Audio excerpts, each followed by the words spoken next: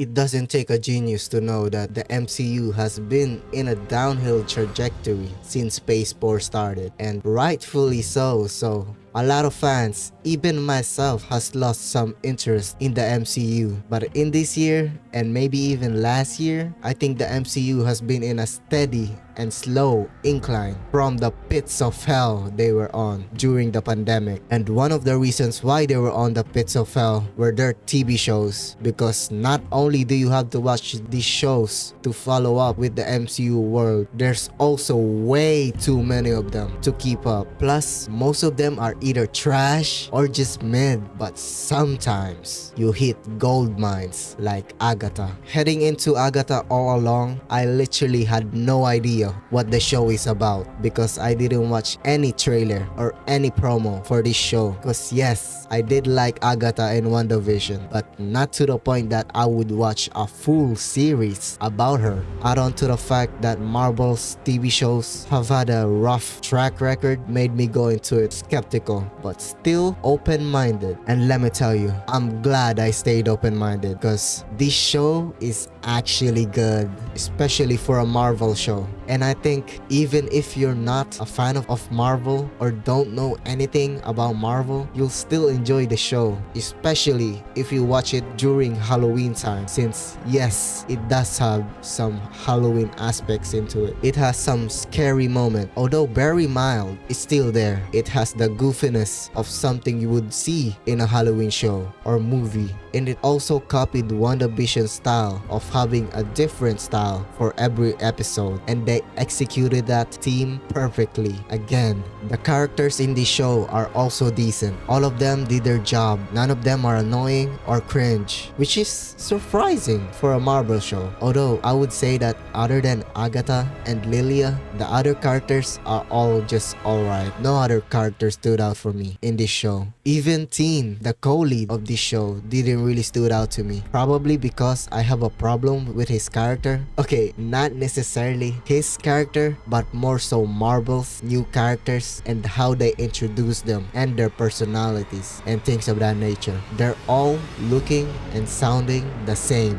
But that's another topic for another day. Another good thing about this show are its effects. They used mostly practical effects for this show because I believe this is one of their lower budget shows, and it actually really helps since the makeups, the costume, and the sets look really good. So when they had to use CGI, it actually looked decent or pretty good since the practical effects already looks good. And Marvel should really learn from Agatha, WandaVision, Loki, and the Halloween special they did last year. The reason why all these shows looks better than most of Phase 4 and some of Phase 5 is because of their sets. They need to stop using the volume because every single thing that they've shot from there looks off. Marvel gotta accept that they can't replicate the background looks of The Mandalorian. Anyways, the standout episode of this show has to be episode 7. That episode is so fucking good. A perfect example of how to use little clues so that the viewers can follow along or maybe even solve or predict what's being set up. And when the clues started clicking and the reveal, the climax of a season-long setup happened, it was majestic. Chills all over the body. I can't speak enough how well they executed this episode and Lilia's character. Spoiler alert, I'm about to go into spoiler stuff, so go at this time to skip it. Lilia living her life out of sequence, so throughout the whole season you just hear her blur out something random, and honestly I just thought she was a crackhead, and that's the original reason as to why I liked her. What do you mean by that? Because she was funny, not because she's a crackhead.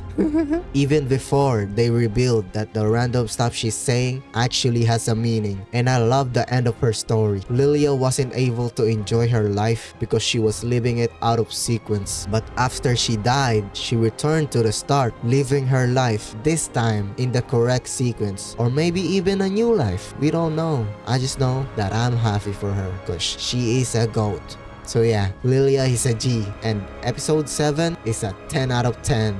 And before I go, I also want to say the song they made for this show, the Witch song, has no reason for it to be that catchy. Like even after finishing the show, I sometimes sing that chorus. Why is it so catchy? Down, down, down the road, down the witch's road.